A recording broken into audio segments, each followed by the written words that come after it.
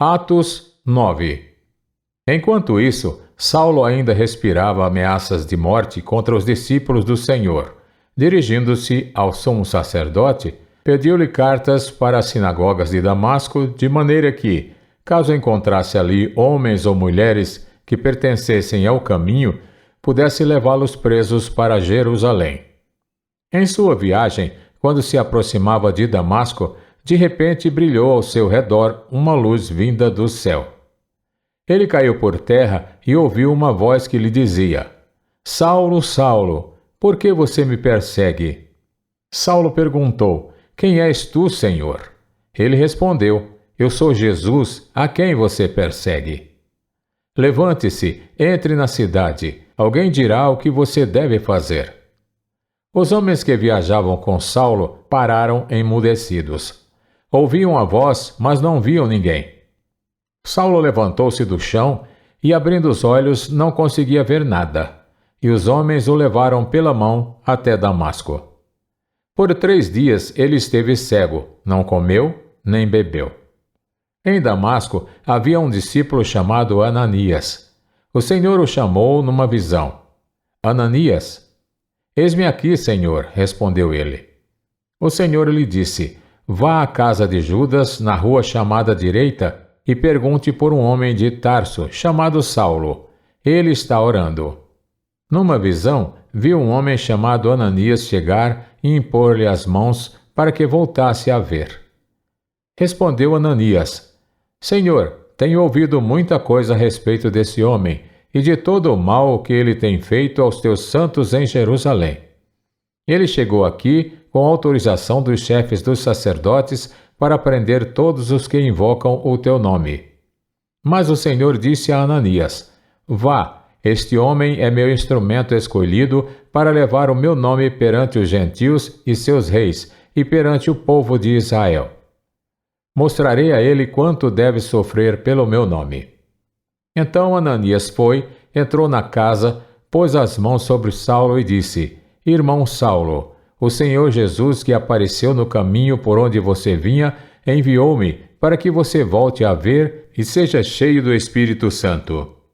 Imediatamente, algo como escamas caiu dos olhos de Saulo e ele passou a ver novamente. Levantando-se, foi batizado. E depois de comer, recuperou as forças. Saulo passou vários dias com os discípulos em Damasco. Logo começou a pregar nas sinagogas que Jesus é o Filho de Deus. Todos os que o viam ficavam perplexos e perguntavam: Não é ele o homem que procura destruir em Jerusalém aqueles que invocam este nome?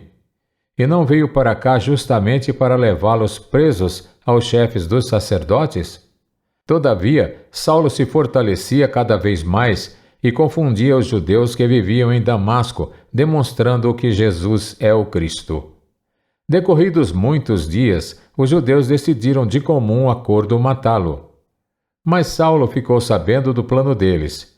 Dia e noite, eles vigiavam as portas da cidade a fim de matá-lo.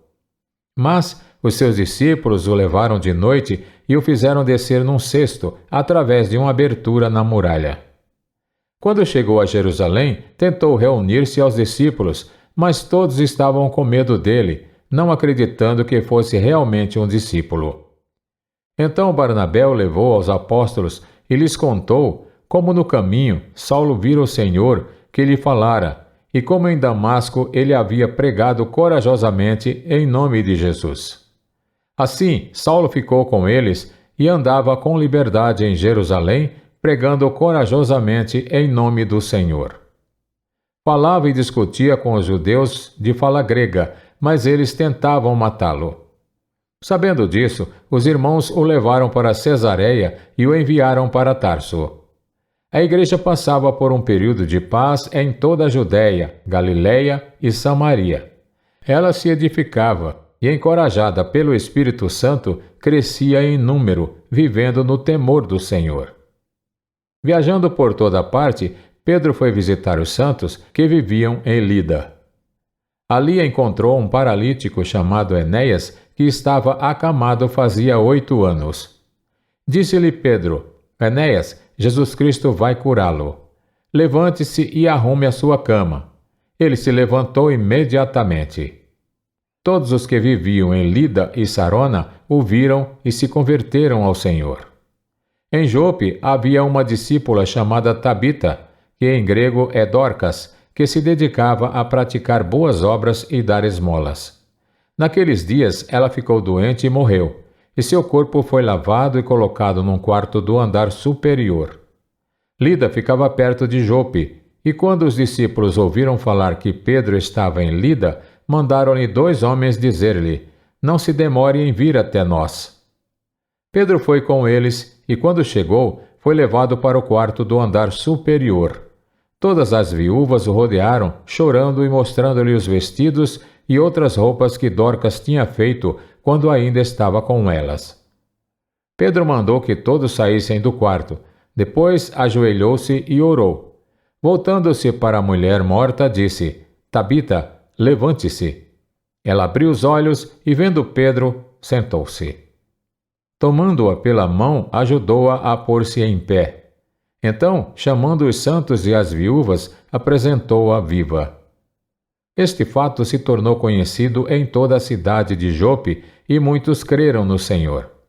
Pedro ficou em Jope durante algum tempo com um curtidor de couro chamado Simão.